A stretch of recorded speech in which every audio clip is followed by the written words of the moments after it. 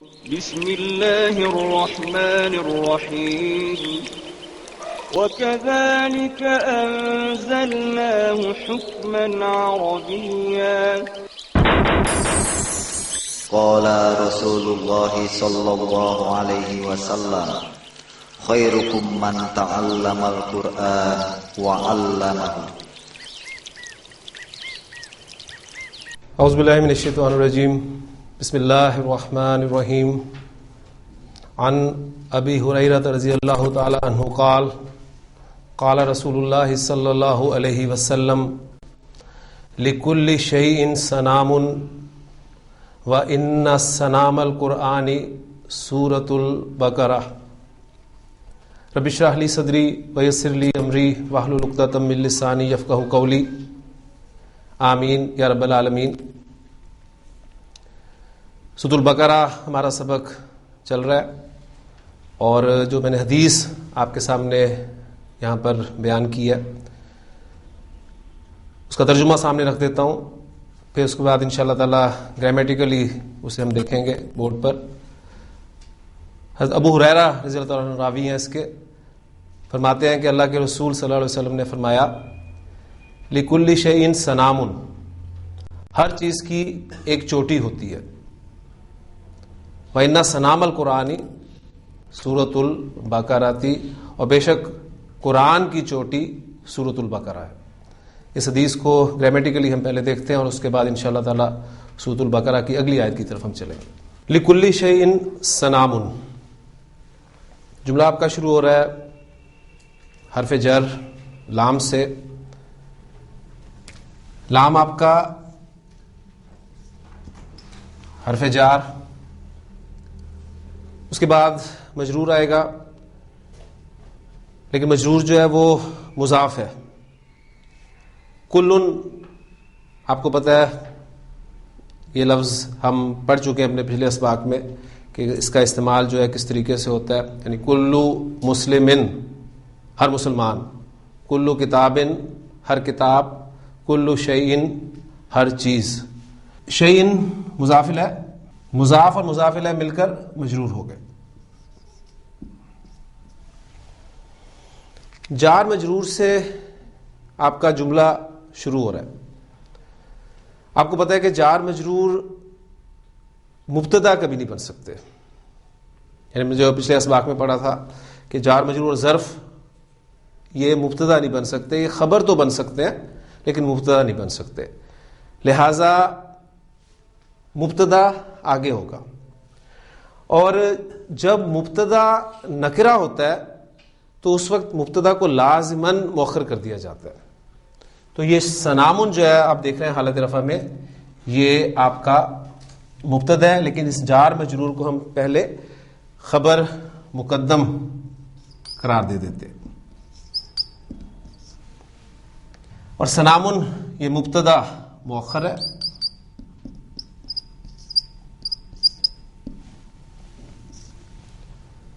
مبتدا مؤخر خبر مقدم سے مل کر کیا بن گیا؟ آپ کا جملہ اسمیہ بن گیا. اس سے اگلا جملہ جو ہے وہ اب اس کی طرف آتے ہیں. وَإِنَّ سَنَامَ الْقُرْآنِ سُورَةُ الْبَقَرَةِ. اِنَّ حروف مشبہ بالفعل میں سے ایک حرف ہے، اور اِنَّ جب بھی آئے گا اِنَّ کا ایک اسم ہوگا اور اِنَّ کی ایک خبر ہوگی. سنام القرآنی، یہ سنام القرآنی آپ کا مرکب اضافی ہے، یعنی سنام مضاف کے طور پہ استعمال ہوا ہے، القرآن مضاف الیہ کے طور پہ استعمال ہوا ہے. مضاف مضاف الیہ مل کر یہ انا کا اسم بن گئے، اور انا کا اسم حالت نصب میں ہوتا ہے. لہٰذا آپ دیکھ رہے ہیں کہ سنام پر جو ہے وہ آپ زبر دیکھ رہے ہیں، وہ اس حوالے سے یہ نصب کی علامت ہے. تو وہ انا سنام القرآنی، اور بے شک قرآن کی چوٹی. اب انا کی آگے خبر آئے گی، وہ پھر ایک مرکب اضافی کی صورت میں آپ کے سامنے آ رہی ہے، سورۃ البقرہ. یعنی سورۃ آپ کا مضاف ہے اور البقرہ مضاف الیہ، تو مضاف اور مضاف الیہ مل کر یہ خبر بن گئے. تو انا اپنے اسم اور خبر سے مل کر جملہ اسمیہ بن گیا. تو یہ دو سادہ سی تراکیب تھیں جو میں نے آپ کے سامنے اس حدیث کے حوالے سے رکھ دی ہیں. انشاءاللہ تعالی اسی طرح چھوٹے چھوٹے جملے آپ بار بار کریں گے تو یہ سب چیزیں انشاءاللہ تعالی پکی ہوتی جائیں گی. تو جملہ اسمیہ جب بھی آئے گا ذہن میں رکھیے گا تو اس کا مبتدا اور خبر وہ آپ نے طے کرنا ہے, اور اگر انا سے وہ شروع ہو رہا ہے تو انا کا اسم اور انا کی خبر, یہ چند چیزیں جو ہیں آپ انشاءاللہ تعالی جب بار بار کریں گے تو آپ کی پکی ہو جائیں گی. اب ہم باقاعدہ آتے ہیں سورۃ البقرہ کی اگلی آیت کی طرف. والذین یؤمنون بما انزل الیک وما انزل من قبلک وبالآخرۃ هم یوقنون. جو مضمون پچھلا چل رہا ہے اس کو بھی ذہن میں تازہ کر لیں. مضمون ہمارا چل رہا ہے الف لام میم ذالک الکتاب لا ریب فیہ ھدی للمتقین, یعنی یہ کتاب لا ریب فیہ ہے اور یہ ہدایت ہے متقین کے لیے. اب وہ متقین کون ہیں, ان کی صفات آپ کو اگلی آیات میں مل رہی ہیں. الذین یؤمنون بالغیب ویقیمون الصلاۃ ومما رزقناہم ینفقون. اب اگلی صفت جو آ رہی ہے وہ یہ ہے کہ والذین یؤمنون بما انزل الیک وما انزل من قبلک, اور پھر اگلا جملہ اس کے بعد انشاءاللہ تعالی کریں گے. اس میں واو آپ کا حرف عطف, یعنی ہم اسے کہیں گے واو عاطفہ.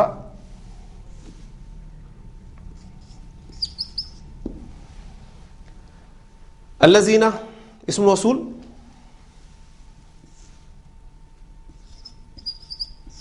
جب بھی اسم موصول آئے گا آگے اس کا صلہ آئے گا, اور جب بھی صلہ ہوگا تو اس میں عائد ضرور ہوگی جو اسم موصول کی طرف لوٹے گی, اور اگر وہ مفعول کے لیے ہوگی تو اسے آپ محذوف کر سکتے ہیں, وہ ہڈن ہو سکتی ہے.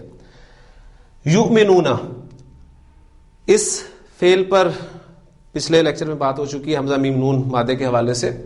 تو یؤمنون آپ کا فعل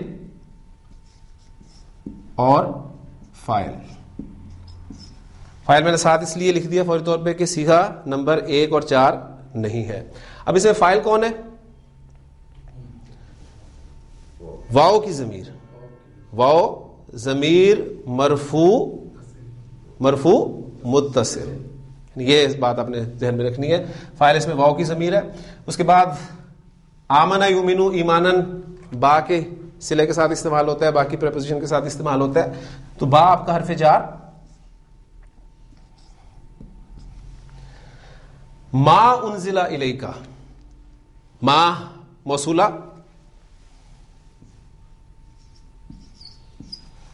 اب پھر موصول آیا تو آگے صلہ ضرور ہوگا. انزلہ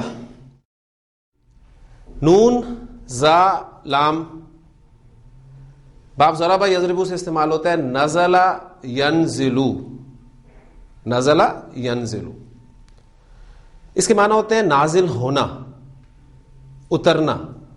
اور پھر یہ مادہ جب باب فعال میں آتا ہے تو انزل ینزلو انزالن, نازل کرنا, اتارنا, ان معنی میں پھر یہ استعمال ہوگا. اور نون زا لام یعنی ثلاثی مجرد سے جب استعمال ہوتا ہے تو با کے ساتھ آپ اس کو متعدی بھی کر سکتے ہیں. یہ نزلہ بی کے معنی بھی اتارنا کے ہوں گے, یعنی نزلہ ینزلو اترنا یہ آپ کا فعل ہے. آپ اس کو متعدی بنانا چاہتے ہیں تو اس کے دو طریقے آپ کے سامنے آ گئے. ایک تو یا اس کے ساتھ با لگا دیں, باقی پریپوزیشن لگا دیں تو بھی اس کے معنی اتارنا کے ہو جائیں گے, یعنی نزلہ بی, اور اسے باب فعال میں لے جائیں تو بھی یہ متعدی بن جاتا ہے. انزلہ, انزلہ اس نے اتارا, انزلہ اس کو اتارا گیا, اس کو نازل کیا گیا. تو انزلہ آپ کا یہ فعل مجہول ہو گیا. فعل مجہول ہوگا تو نائب الفاعل, قواعد سارے وہی ہیں. اب نائب الفاعل اس کے اندر جو ہوا کی ضمیر ہے وہ اس کا نائب الفاعل ہے, یعنی فعل با نائب الفاعل. الیکا یہ آپ کا جار مجرور,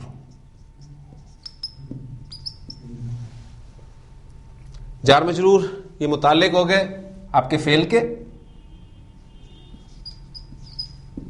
یعنی کس فعل کے متعلق ہے؟ انزلہ فعل کے ذہن میں رکھیے گا, یعنی اسے آپ نے یؤمنون کے ساتھ نہیں جوڑنا بلکہ انزلہ فعل کے متعلق ہو گئے. اب فعل مجہول اپنے نائب الفاعل اور متعلق سے مل کر یہ آپ کا صلہ بن گیا. اس میں عائد کون سی ہے؟ انزلہ کے اندر جو ہوا کی ضمیر ہے وہ اس کا عائد ہے. اب موصول و صلہ مل کر یہ مجرور بننے جا رہا ہے. لیکن آپ دیکھ رہے ہیں کہ آگے واو عاطفہ بھی آ رہا ہے, لہٰذا ابھی ہم اس موصول و صلہ کو معطوف علیہ بنا دیتے ہیں. واو آپ کا عاطفہ, ما پھر اسی ترتیب سے جو پہلے آپ نے دیکھی ہے اس کے مطابق اسے دیکھ لیں. ما آپ کا موصول, انزلہ اسی طرح فعل, مجہول با فاعل, من آپ کا حرف جار, قبلی کا یہ آپ کا مضاف اور مضاف الیہ, مضاف اور مضاف الیہ مل کر مجرور, اور جار اور مجرور متعلق اس انزلہ کے. اب یہ فعل اپنے نائب الفاعل اور متعلق سے مل کر صلہ بن گیا. ابھی موصول اور صلہ یہ مل کر ہم نے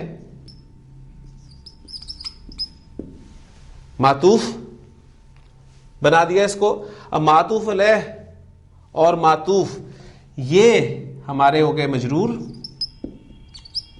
اور جار اور مجرور. اب اس جار کو میں ذرا نیچے لے آتا ہوں. یہ متعلق ہو گئے یؤمنون فعل کے. اب یؤمنون فعل, اب یہاں پھر مجھے اس سے تھوڑا سا نیچے لانا پڑے گا.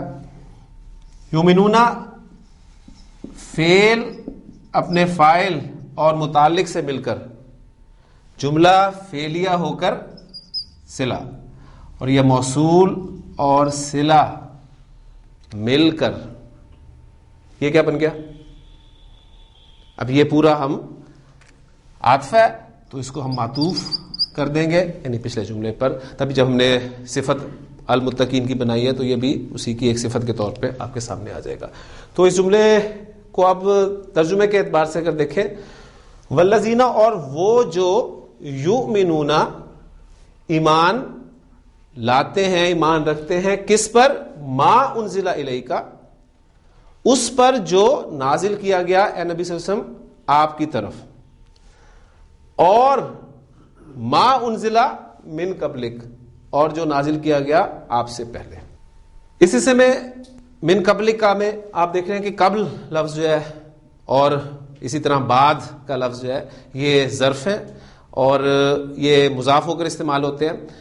ان کے بارے میں ایک موٹی سی بات جو ہے وہ آپ کے ذہن میں ہونی چاہیے کہ جب ان کا مضاف الیہ مذکور ہوتا ہے تو ان پر اثر جو ہے وہ کسی بھی حرف کا یعنی اعرابی اثر آپ کو نظر آئے گا.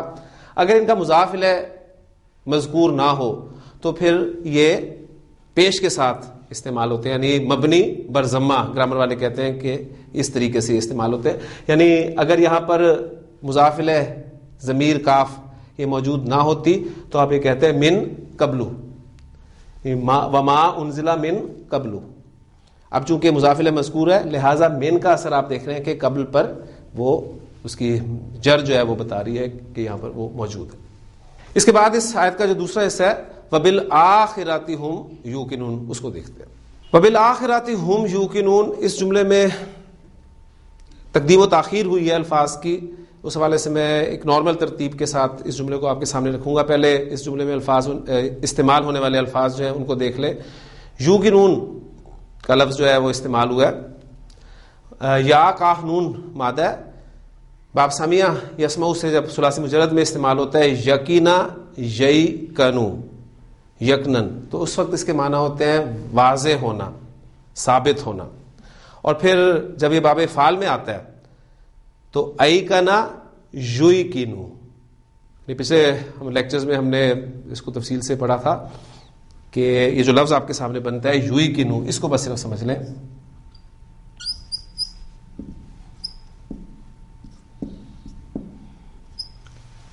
ایکنا یوقنو, اب یا کی مناسبت پیش کے ساتھ بالکل نہیں ہے, لہذا اس یا کو چینج کر دیا جاتا ہے واو میں, تو یہ بن جاتا ہے یوقنو. ایکنا یوقنو ایکانن, اس وقت اس کے معنی ہوں گے یقین کرنا، یقین رکھنا. اور یہ ایک متعدی فعل ہے. اس کا مفعول جو ہے وہ ڈائریکٹ بھی استعمال ہوتا ہے اور با کے ساتھ بھی استعمال ہوتا ہے. تو یہاں پر آپ دیکھیں گے کہ اس جملے میں یہ با کے ساتھ استعمال ہوا ہے. اب سمپل جملے کی طرف آتے ہیں. میں کہنا چاہتا ہوں وہ یقین کرتے ہیں، وہ یقین رکھتے ہیں. اب میں فعل مضارع میں اس جملے کو بول رہا ہوں اور اس کی عربی کیا بنے گی؟ یوقنو سے یوقنونا. وہ یقین رکھتے ہیں فعل اور فاعل واو ضمیر مرفوع متصل اس کا فاعل. وہ یقین رکھتے ہیں آخرت پر. یوقنون بالآخرتی، باقی پریپوزیشن استعمال اس کے ساتھ جب ہوگی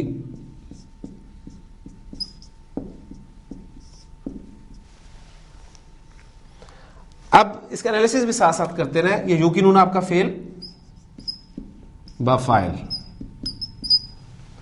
باب کا حرف جار اور مجرور، یہ ہو گیا متعلق. یا ہم اسے اگر اس کا مفعول قرار دیں تو محلن ہم اسے منصوب کہیں گے. تو فعل اپنے فاعل اور متعلق سے مل کر جملہ فعلیہ بن گیا آپ کا. ترجمہ کیا ہوگا؟ وہ یقین رکھتے ہیں آخرت پر. اب جملہ فعلیہ کو ہم اسمیہ میں کنورٹ کرنا چاہتے ہیں تو ہم کیا کرتے ہیں؟ فاعل کو اٹھاتے ہیں اور شروع میں لے جاتے ہیں. اب فاعل کون ہے؟ واو ضمیر مرفوع متصل. اب اسے میں اگر لے کے جاؤں شروع میں تو یہ متصل ہے، تو اس کی جگہ پر اب مجھے منفصل لانی پڑے گی ضمیر. وہ کون سی ہوگی؟ وہ ہم کی ضمیر ہوگی.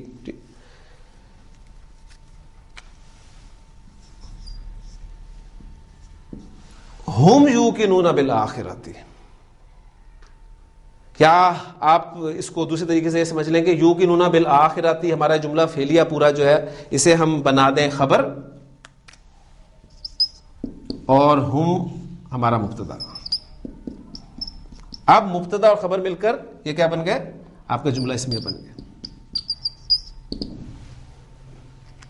تو ایک بات آپ کے سامنے یہاں یہ بھی آئے گی کہ آپ کا جملہ خبر بن کے آ سکتا ہے. یعنی پہلے بھی یہ بات آ چکی ہے لیکن آج غالباً یہ پہلی آیت ہے جس میں ہم نے اس کو دیکھا ہے کہ آپ کا پورا جملہ جو ہے وہ خبر بن کر آ رہا ہے. پھر وہی بات کہ اگر جملہ خبر بن کر آ رہا ہے تو اس میں آیت کا ہونا ضروری ہے. تو وہی ضمیر جو واو والی ہے وہ آپ دیکھ رہے ہیں کہ مبتدا کی طرف لوٹ رہی ہے. ہم یوقنون بالآخرۃ. سمپل جملہ جب تھا یوقنون بالآخرۃ، وہ آخرت پر یقین رکھتے ہیں. آپ نے جملہ اسمیہ میں کنورٹ کیا.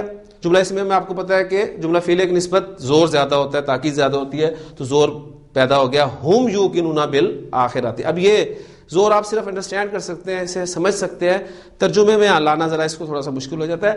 اب مزید آپ دیکھیں، آپ کا جملہ اسمیہ ہے، اب اس میں بالآخرۃ اسے فوکس کرنا مقصود ہے.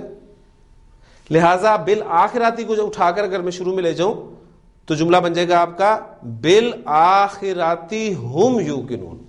تو اس سے آپ کو اندازہ ہوگا کہ زور دینا مقصود تھا آخرت پر. تو اس کا پھر ترجمہ آپ دیکھیں گے کہ مختلف انداز سے اس زور کو واضح کرنے کے لیے آپ کو ملے گا. اور آخرت پر تو انہیں پکا یقین ہے.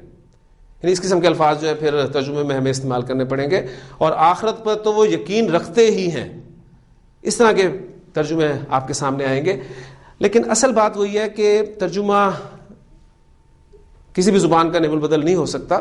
تو یہ اسلوب جب تک آپ کو سمجھ میں نہیں آئے گا، آپ کو پتہ نہیں چلے گا کہ کس جملے میں کس قدر زور سے بات کی گئی. تو اس جملے میں زور کا انداز آپ دیکھ سکتے ہیں کہ کتنا زور اس میں بیان کیا گیا ہے کہ ان کی جو صفت ہے یہ والی آخرت پر یقین رکھنے والی، اس کا اسلوب آپ کے سامنے آ گیا. اور عمل کے اعتبار سے ہم پہلے ہی بات کر چکے ہیں کہ جو ایمان انسان کے عمل پر اثر انداز ہوتا ہے وہ ایمان بالآخرت ہی ہے.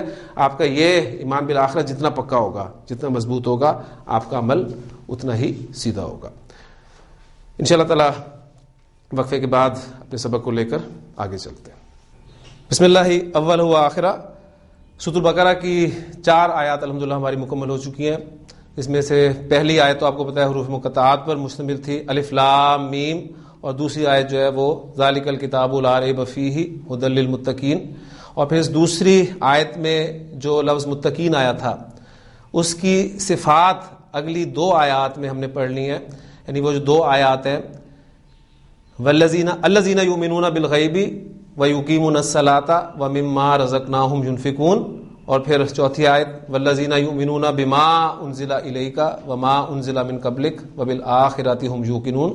ان 2 آیات میں جو 5 جملے استعمال ہوئے ہیں وہ 5 جملے جو ہیں ان کو یہاں پر نوٹ کریں.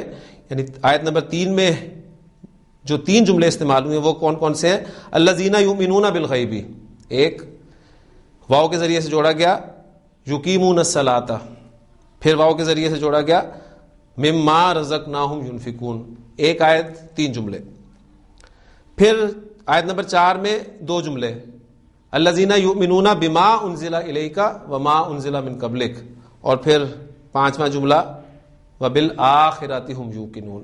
ان 5 جملوں کو ہم نے حرف عطف کے ساتھ جوڑ کر المتقین اس کی صفت قرار دیا. ایک سوال آیا تھا ایک جملے کے حوالے سے کہ اکثر ہم جملے میں دیکھتے ہیں کہ مبتدا اور خبر میں مطابقت نہیں ہوتی، جبکہ ہم نے بنیادی قواعد میں یہ چیز پڑھی تھی کہ جملہ اسمیہ کے جو 2 اجزاء ہیں مبتدا اور خبر ان میں مطابقت ہونا ضروری ہے. اس کی ایگزامپلز کچھ یہ دی جاتی ہیں، جیسے ایک جملہ سامنے آتا ہے کہ الکلمۃ لفظ. ایک ایگزامپل سامنے رکھی جاتی ہے کہ دیکھیں یہ الکلمۃ آپ کا مبتدا ہے اور لفظ وہ خبر ہے. الکلمۃ مؤنث ہے اور لفظ جو ہے مذکر ہے، تو یہ مطابقت نہیں ہے. پھر اس طرح وہ حدیث اس کے جو الفاظ ہیں کہ الدنیا سجن المؤمن، الدنیا مؤنث ورڈ ہے اور سجن جو ہے وہ مذکر ورڈ ہے، تو اس میں بھی مطابقت نہیں ہے. پھر ایگزامپلز کچھ اور بھی اس طرح کی آتی ہیں، الصوم جنۃ. تو یہ مطابقت جملہ اسمیہ میں مطابقت کیوں نہیں ہے، اس کے پیچھے کوئی قاعدہ ہے یا کیا معاملہ ہے، اس کو میں آج کوشش کروں گا کہ اپنے اس لیکچر کے حصے میں آپ کو کلیئر کروں کہ جملہ اسمیہ میں مبتدا اور خبر کے درمیان مطابقت ہونے کے لیے جو شرائط ہیں وہ کیا ہیں. ایگزامپل میں نے آپ کے سامنے رکھی ہے الکلمۃ لفظ، یعنی جس پر اعتراض ہوتا ہے کہ مبتدا الکلمۃ اور لفظ اس کی خبر ہے، وہ مؤنث ہے یہ مذکر ہے، مطابقت کیوں نہیں ہے. تو بہت سادہ سی بات ہے، ہمیشہ یاد رکھیے گا کہ مبتدا اور خبر میں مطابقت کے لیے جو لازمی شرط ہے وہ شرط یہ ہے کہ خبر مشتق کا صیغہ ہونا چاہیے. اور مشتق سے مراد کیا ہے؟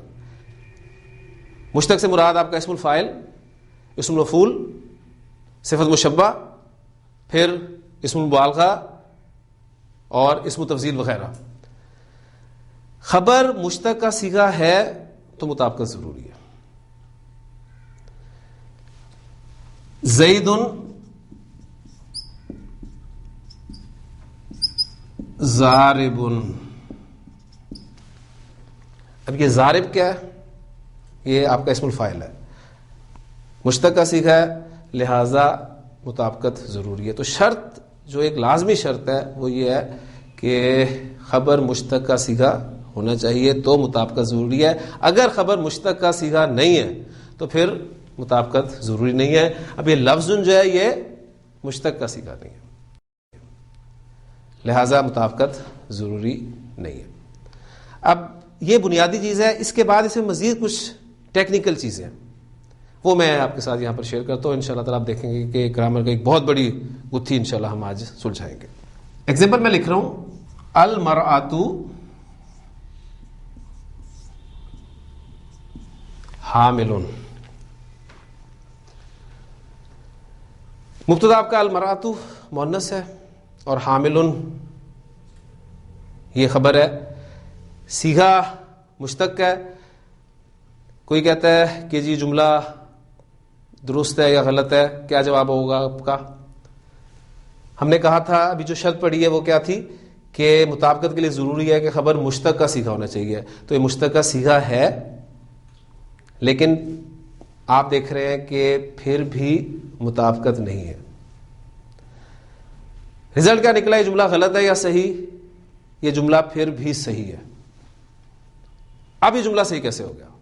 جب ہم نے شرط رکھی ہے کہ مشتق کا صیغہ ہو تو مطابقت ہونی چاہیے، یعنی جملہ صحیح کیا ہونا چاہیے ہمارے اعتبار سے؟ المرأۃ حاملۃ. ٹھیک، تو نوٹ کر لیجئے کہ اگر وہ مشتق کا صیغہ ایک ایسا وصف ہے جو مؤنث کے لیے خاص ہے تو اس وقت پھر مبتدا اور خبر میں مطابقت ضروری نہیں، یعنی ایک ایک سٹیپ انشاءاللہ ہم آگے آئیں گے. یعنی اب یہ حامل آپ اسے پریگننٹ کے معنی میں لیتے ہیں تو یہ کس کی صفت ہے؟ ایک مؤنث کی صفت ہے، لہٰذا اب کوئی شک شبے کی گنجائش نہیں ہے، لہٰذا حاملن کہنا صحیح ہے. یہاں پر المرأۃ حاملن، آپ جملے کو غلط قرار نہیں دے سکتے. ہاں اگر آپ حاملۃن کہنا چاہتے ہیں تو کہہ سکتے ہیں، لیکن جملہ گرامر کے اعتبار سے غلط نہیں ہوگا. اسی طرح آپ دیکھیں گے المرأۃ حائضن، المرأۃ طالقن، عورت طلاق والی ہے.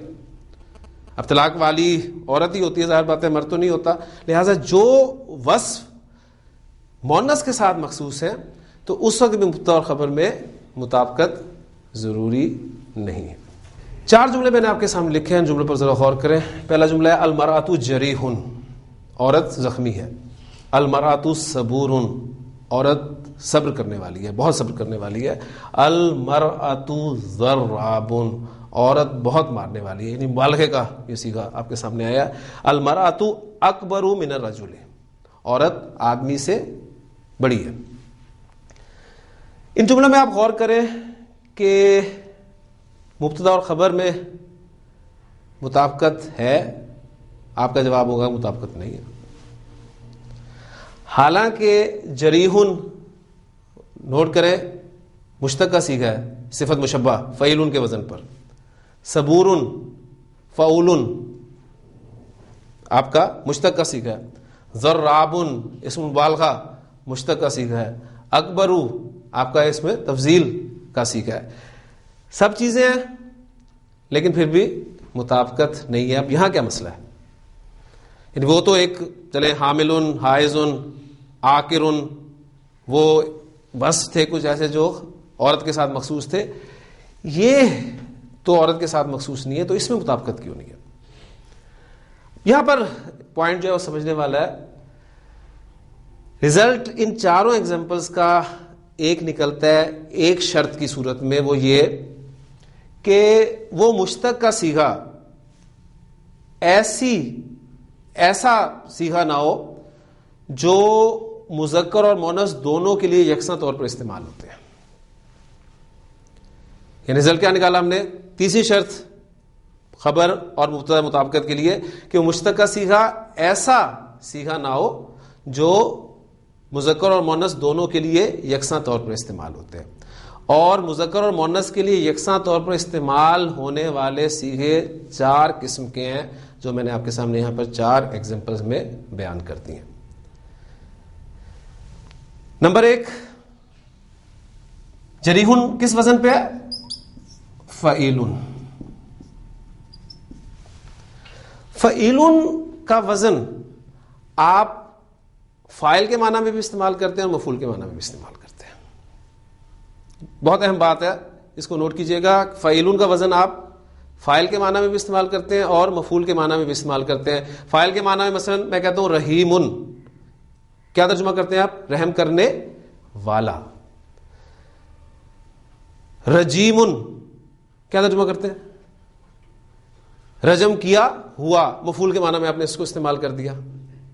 تو فعیل کا وزن جو ہے وہ آپ کا فاعل کے معنی میں بھی استعمال ہوتا ہے اور مفعول کے معنی میں بھی استعمال ہوتا ہے. تو اگر فعیل کا وزن مفعول کے معنی میں استعمال ہوا ہے تو پھر مذکر اور مؤنث کے لیے الگ الگ صیغہ استعمال کرنے کی ضرورت نہیں ہے. الرجل جریح، المرأۃ جریح. یعنی فعیل کا وزن اگر مفعول کے معنی میں استعمال ہوگا تو پھر مذکر اور مؤنث دونوں کے لیے فرق کرنے کی ضرورت نہیں ہے. صبورن وزن کون سا ہے؟ فعولن. فعولن. اب یہ فعولن کا وزن جو ہے یہ بھی فاعل کے معنی میں استعمال ہوتا ہے اور مفعول کے معنی میں استعمال ہوتا ہے. بطول دنیا سے الگ تھلگ کٹ کر رہنے والا یا والی. رسول کیا ترجمہ کرتے ہیں؟ بھیجا ہوا. تو فعول کا وزن بھی فاعل کے معنی میں استعمال ہوتا ہے اور مفعول کے معنی میں استعمال ہوتا ہے. جب فعول کا وزن فاعل کے معنی میں استعمال ہو، یہ اس کا عکس ہے، پچھلی والے ایگزامپل کا عکس ہے. جب فعول کا وزن فاعل کے معنی میں استعمال ہوگا تو بھی مذکر اور مؤنث کے لیے فرق کرنے کی ضرورت نہیں ہے. آپ کہہ سکتے ہیں الرجل صبور، المرأۃ صبور. تیسری ایگزامپل ضراب. یہ میں نے آپ کو بتایا کہ اسم مبالغہ ہے، اور اسم المبالغہ میں جو اس کے وزن آپ کے سامنے آتے ہیں اس میں آپ دیکھیں گے کہ کچھ صیغے ایسے ہوتے ہیں جس میں گول تا کا بھی اضافہ ہوا ہوتا ہے، جیسے علامتن. اب علامتن یہ گول تا جو ہے یہ مؤنث کی تا نہیں ہے، یہ مبالغے کی تا ہے. اس لیے آپ کہہ سکتے ہیں کہ الرجل علامتن، المرأۃ علامتن. جسے اردو میں ہم کہتے ہیں کہ فلاں جو ہے وہ بڑی علامہ ہے. تو مبالغے کا صیغہ جو ہے یہ بھی مذکر اور مؤنث دونوں کے لیے آپ استعمال کر سکتے ہیں. چوتھی ایگزامپل جو آپ کے سامنے ہے یہ المرأۃ اکبر من الرجل. اکبر آپ کو پتا ہے مذکر کا لفظ ہے، اور اس کی مؤنث ہم پڑھ چکے ہیں کبرا، لیکن میں نے یہاں پر کبرا کا لفظ استعمال نہیں کیا، بلکہ جملے میں نے کہا المرأۃ اکبر من الرجل. اسم تفضیل کے استعمال کے 3 طریقے ہیں. آپ نوٹس میں دیکھیں گے تو انشاءاللہ تعالی جو آخری ہمارے ٹاپکس ہیں اس میں مشتقات کے ٹاپک میں تفصیل سے میں نے اسم تفضیل کو جو بیان کیا، وہ تینوں طریقے وہاں پر آپ جا کر دیکھ سکتے ہیں. اس میں سے ایک طریقہ یہاں پر استعمال ہوا ہے اسم تفضیل جب من کے ساتھ استعمال ہوتا ہے. اسم تفضیل جب من کے ساتھ استعمال ہوگا تو اس وقت وہ ہمیشہ واحد مذکر استعمال ہوگا، یعنی یہ ایک قاعدہ ہے. اس وقت لازماً واحد مذکر استعمال ہوگا.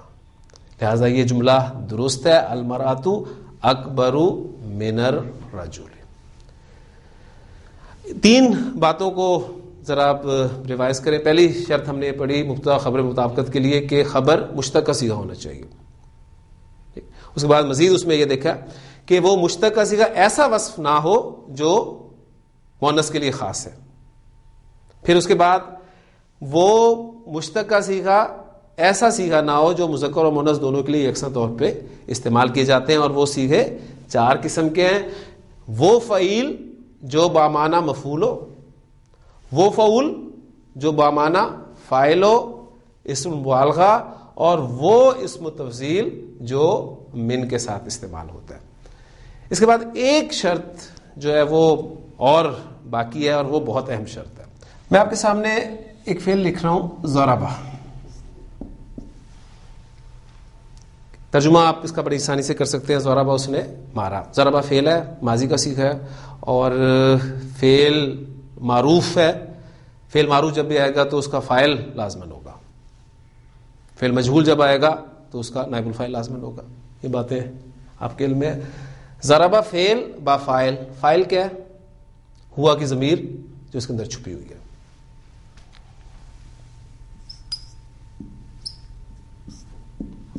ضربہ اس کو میں نے مجہول کر دیا.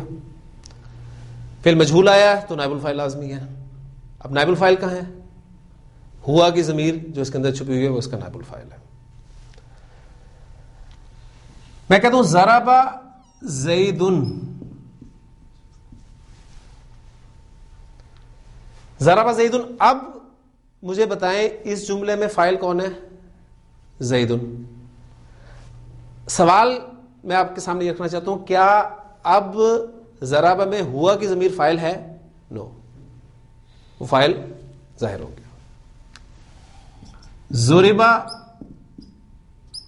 زیدن. ابھی زیدن کیا ہے؟ نائب الفاعل ہے. پھر وہی سوال، کیونکہ بہت اہم پوائنٹ ہے اس لیے بار بار دہرا رہا ہوں کہ ضربہ زیدن میں اب آپ یہ کہہ سکتے ہیں کہ ضربہ کے اندر ہوا کی ضمیر نائب الفاعل ہے؟ نو. اب آتے ہیں پوائنٹ کی طرف. دیکھیں آپ کا مشتقات میں سے میں صرف ایک ایگزامپل اسم الفاعل کی آپ کے سامنے رکھ رہا ہوں، باقی انشاءاللہ تعالی آپ دوسری بکس میں تفصیل سے دیکھ سکتے ہیں اس ٹاپک کو. ضاربون کا لفظ جو ہے یہ اسم الفاعل ہے. اسم الفاعل فعل کی طرح، فعل معروف کی طرح کام کرتا ہے. فعل معروف کی طرح کام کرنے کا کیا مطلب ہے؟ مطلب یہ ہے کہ جس طرح فعل معروف کو فاعل چاہیے ہوتا ہے اور اگر وہ متعدی ہے تو اسے مفعول چاہیے ہوتا ہے، اسی طرح اگر کوئی آپ کا صیغہ اسم الفاعل کا صیغہ ہے تو اسے بھی فاعل چاہیے، اس کا بھی فاعل ہوتا ہے، اور اگر وہ متعدی فعل سے بنا ہے تو اس کا بھی مفعول ہوتا ہے. اب ضاربون صیغہ اسم الفاعل ہے، اس کے اندر ہوا کی ضمیر جو ہے وہ اس کا فاعل ہے. آپ کے سامنے قرآن مجید کی ایک آیت آتی ہے، اللہ تعالیٰ نے سورۃ البقرہ میں فرمایا کہ انی جاعل فی الارض خلیفہ، یعنی وہ اگر میں الفاظ آپ کے سامنے لکھوں، انی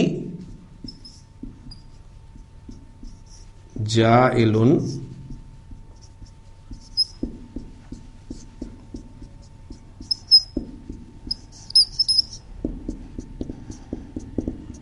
فی الارض خلیفتن. اب سوال آپ کے ذہن میں پیدا ہوتا ہے، باقی جملے پہ میں بات نہیں کر رہا، صرف اس لفظ پر ہے خلیفتن. خلیفتن کی نسب کیوں استعمال ہوئی ہے؟ یہ نسب میں کیوں آیا؟ اسے نسب کس نے دی؟ تو جائلن آپ کا اسم الفاعل ہے، یہ اس کا مفعول ہے. اس طرح کی بہت ساری ایگزامپلس آپ کو ملیں گے. انی خالقن بشرن، بشرن کی نسب اسم الفاعل کی وجہ سے. تو اسم الفاعل آپ کا فعل معروف کی طرح کام کرتا ہے. اس طرح اسم المفعول جو ہے وہ آپ کا فعل مجہول کی طرح کام کرے گا. اسی طرح صفت مشبہ کے لیے بھی فاعل آتا ہے، اس طرح اسم تفضیل کے لیے بھی فاعل آ سکتا ہے. تو یہ ساری چیزیں زیادہ ہمیں واسطہ جو رہے گا وہ اسم الفاعل سے رہے گا، لہذا اسی میں ٹاپک بنا کر جو ہے وہ آپ کے سامنے یہاں پر رکھ رہا ہوں. تو ضاربن یہ صیغہ اسم الفاعل ہے، اور اس کے اندر جو ہوا کی ضمیر ہے وہ اس کا فاعل ہے. نوٹ کریں. اچھا یہاں پر ایک پوائنٹ اور نوٹ کر لیں کہ اسم الفاعل اگر تھرڈ پرسن غائب کی خبر بن کر آ رہا ہے تو ہوا کی ضمیر ہم فاعل مانیں گے. اگر وہ سیکنڈ پرسن کی خبر بن کر آ رہا ہے تو پھر اس کے اندر ہم انتا کی ضمیر محذوف مانیں گے، اور اگر یہ فرسٹ پرسن کے لیے خبر بن کر آ رہا ہے تو ہم انا کی ضمیر اس کے اندر ہڈن محذوف مانیں گے. یہ ایک پوائنٹ. ضاربن رزلٹ ہمارے سامنے یہ آیا کہ اس کے اندر ہوا کی ضمیر اس کا فاعل ہے. میں کہتا ہوں ضاربن ابوہ. اب یہ ابوہ آپ کو مرکب اضافی ابو مضاف، ہاں ضمیر آپ کی مضافل ہے. اب یہ ابوہ رفع میں کیوں ہے؟ اب وہ جو فاعل ظاہر ہو گیا. اب آپ مجھے یہ بتا سکتے ہیں کہ ضاربن کے اندر ہوا کی ضمیر فاعل ہے؟ نو.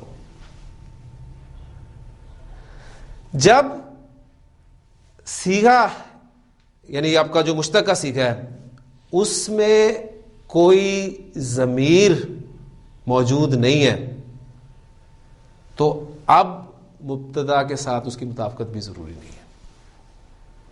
یعنی میں جملہ لکھتا ہوں تو بات کلیئر ہو جائے گی.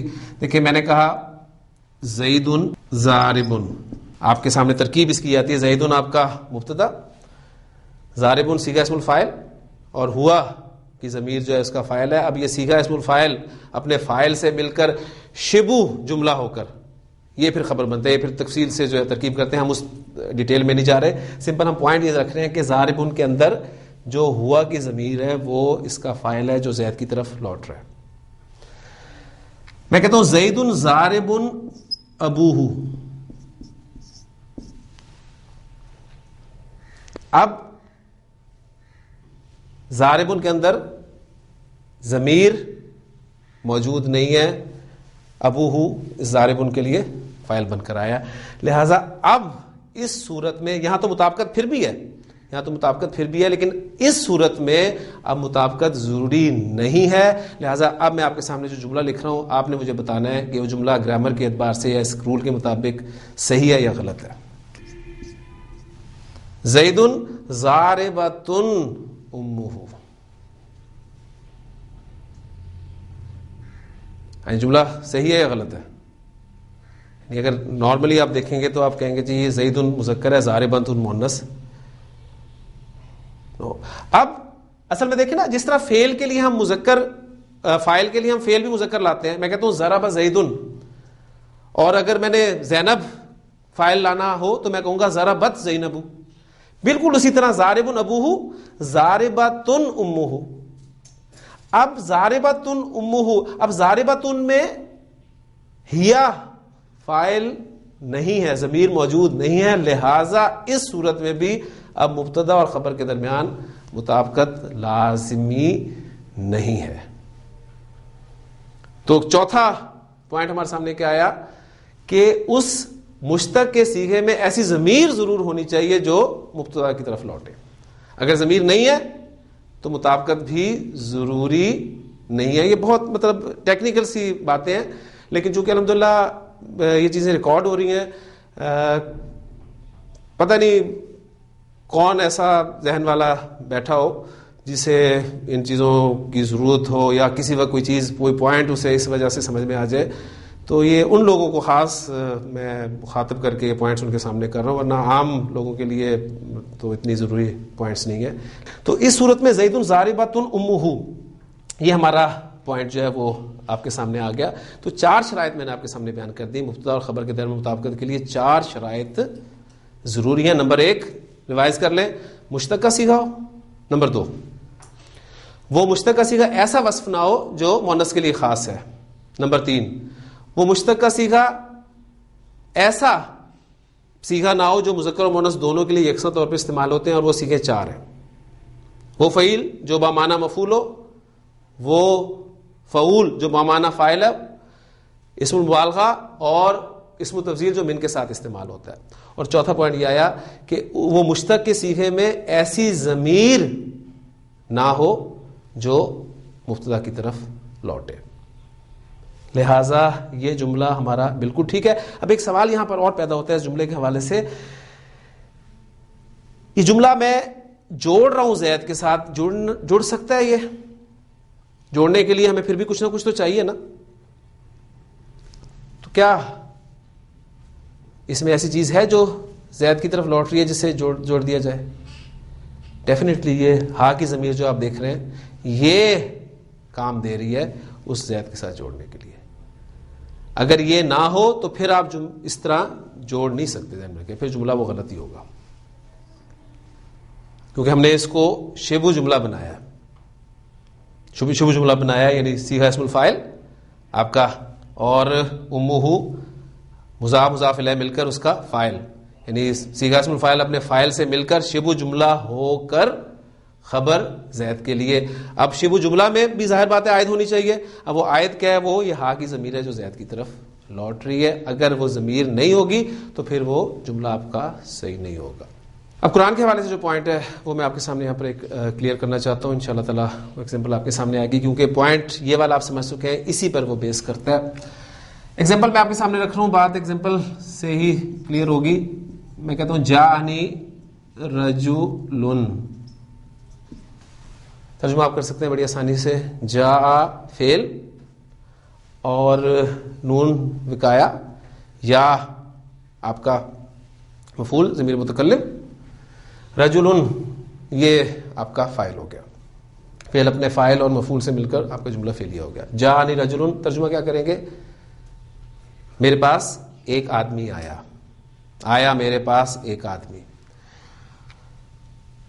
جاءنی رجل عالم. اب یہ عالم کیا ہے؟ یہ صفت ہے رجل کی. میرے پاس ایک ایسا آدمی آیا جو عالم ہے، یعنی میرے پاس ایک عالم آدمی آیا. جاءنی رجل عالم ابوہ.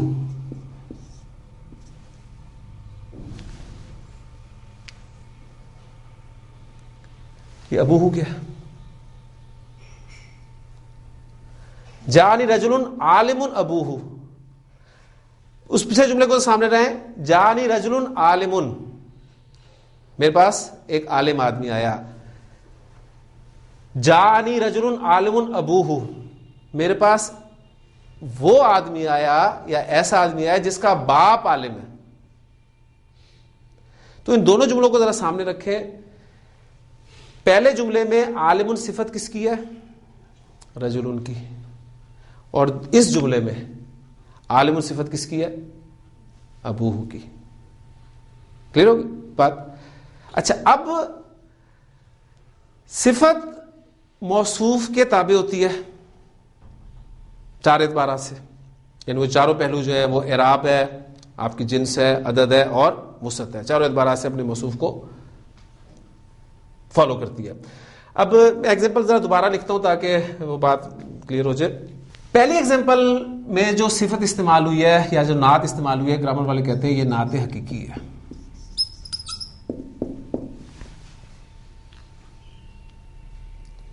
دوسری ایگزامپل میں جو صفت استعمال ہوئی ہے یہ نعت سببی. قرآن سے ایگزامپل آپ کے سامنے آئے گی تو پھر یہ پوائنٹ آپ کے سامنے کھلے گا. دو باتیں آپ کے سامنے آئی کہ صفت کی دو اقسام آپ کے سامنے آئے گی، ایک حقیقی نعت حقیقی، نعت سببی. اور اگر صفت کے حوالے سے اسے سامنے رکھا جائے تو ایک ڈویژن یہ آتی ہے کہ صفت بحالی ہی، صفت بحال متعلقی ہی. اس طرح کی ٹرمز جو ہیں وہ آپ گرامر کی بکس میں پڑھیں گے تو یہ بھی آپ دیکھ سکتے ہیں. جو نعت حقیقی ہے، نوٹ کریں کہ یہ 10 چیزوں میں، گرامر والے کہتے ہیں یہ 10 چیزوں میں اپنے موصوف کے مطابق ہوتی ہے. اب 10 چیزیں آپ کہیں گے 10 چیزیں کون سی آ گئیں؟ تو 10 چیزیں وہی ہیں، وہ جو 4 چیزیں ہیں وہی 10 چیزیں ہیں. کیسے؟ دیکھیں، اعراب ہے. اعراب میں کیا ہے؟ رفع، نصب، جر. کتنی ہو گئی؟ 3. دوسرا پہلو کیا؟ وسعت لے لیں. وسعت میں کیا ہے؟ معرفہ، نکرہ. کتنی ہوگی؟ 2. جنس لے لیں. جنس سے مراد مذکر، مؤنث. 2. اور چوتھا پہلو یہاں پر میں لکھ لیتا ہوں، عدد. عدد سے مراد کیا ہے؟ واحد، مثنی، جمع. کتنی ہوگی؟ 3. کاؤنٹ کریں. 3 2 5 اور 3 2 5 5 5 10. تو گرامر میں کہتے ہیں کہ جو نعت حقیقی ہے وہ 10 چیزوں میں موصوف کے مطابق ہوتی ہے. نعت سببی جو ہے یہ 5 چیزوں میں موصوف کے مطابق ہوتی ہے. یعنی اس دیکھیں نا، اس ایگزامپل میں یہ عالم لفظی طور پہ تو رجل کی صفت ہے لیکن معنوی طور پہ رجل کی صفت نہیں ہے. معنی کے اعتبار سے یہ ابوہ کی صفت آ رہی ہے. اس صورت میں یہ 5 چیزوں میں اپنے موصوف کے مطابق ہوگی. اپنے موصوف جو لفظی موصوف ہے اس کے مطابق ہوگی. 5 چیزیں کون سی ہیں؟ اس میں وہ اعراب اور وسعت. نہ تو جنس میں ضروری ہے نہ عدد میں ضروری ہے. ایگزامپل قرآن مجید سے رکھ کر تو بات کو ختم کرتا ہوں. دونوں جملوں میں فرق صرف معرفہ نکرے کا فرق ہے. جاء الرجل العالم ابوہ.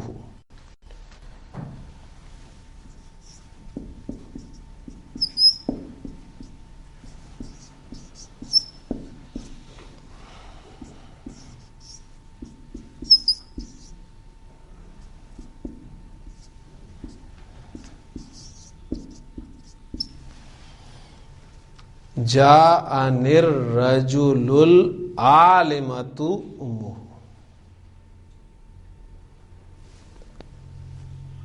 نعت سببی الرجل کی، لیکن جنس میں مطابقت ضروری نہیں ہے.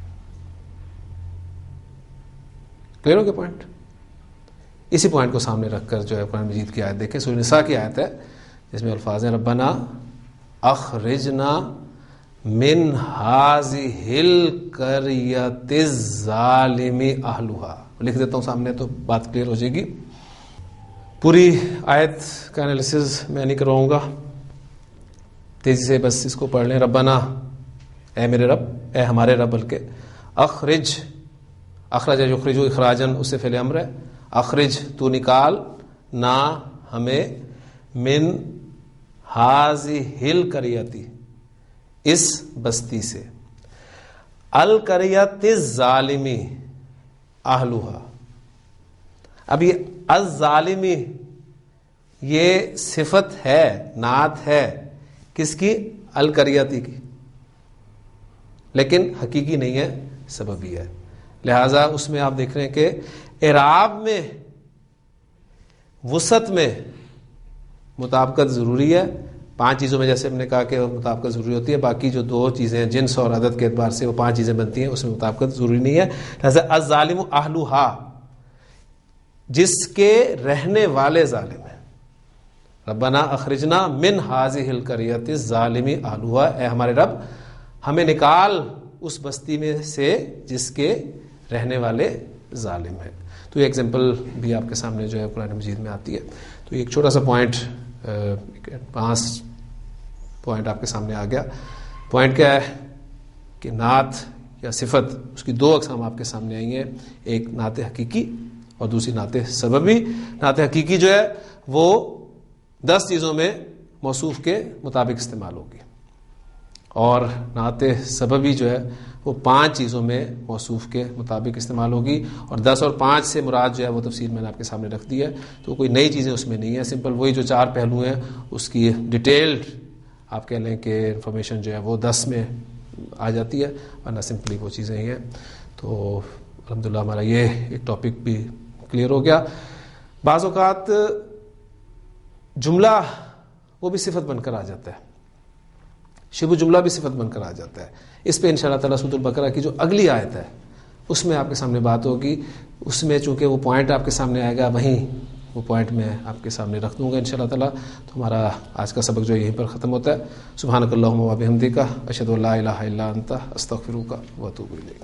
قال رسول الله صلى الله عليه وسلم خيركم من تعلم القرآن وعلمه